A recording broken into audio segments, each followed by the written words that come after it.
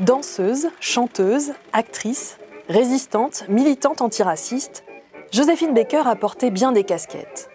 46 ans après sa disparition, cette grande dame fait son entrée dans le temple des grands hommes. Un parcours hors norme depuis son Missouri natal.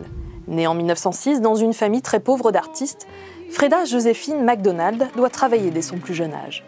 À 13 ans, elle se marie pour la première fois, mais les noces tournent court.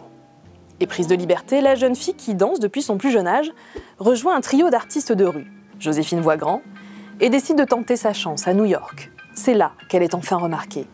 On lui propose un spectacle à Paris. En 1925, l'Américaine débarque en France.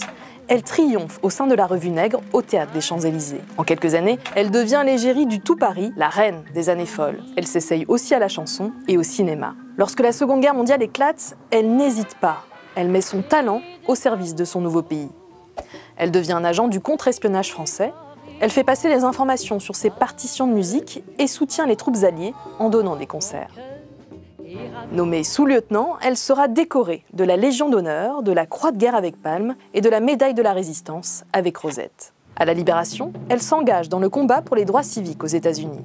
Elle participe notamment à la marche sur Washington en 1963 aux côtés de Martin Luther King.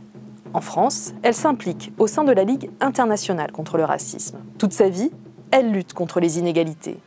Elle décide d'adopter des enfants de tous les continents, une tribu arc-en-ciel de 12 bambins qu'elle élève au château des Milandes, en Dordogne. Criblée de dettes, elle en est finalement expulsée. Ruinée, elle doit continuer à chanter.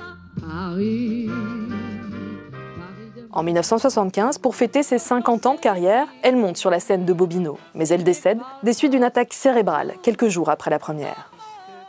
Symbole d'émancipation, celle qui rêvait d'une fraternité universelle a gagné sa place au Panthéon. Sa patrie d'adoption lui est plus que reconnaissante.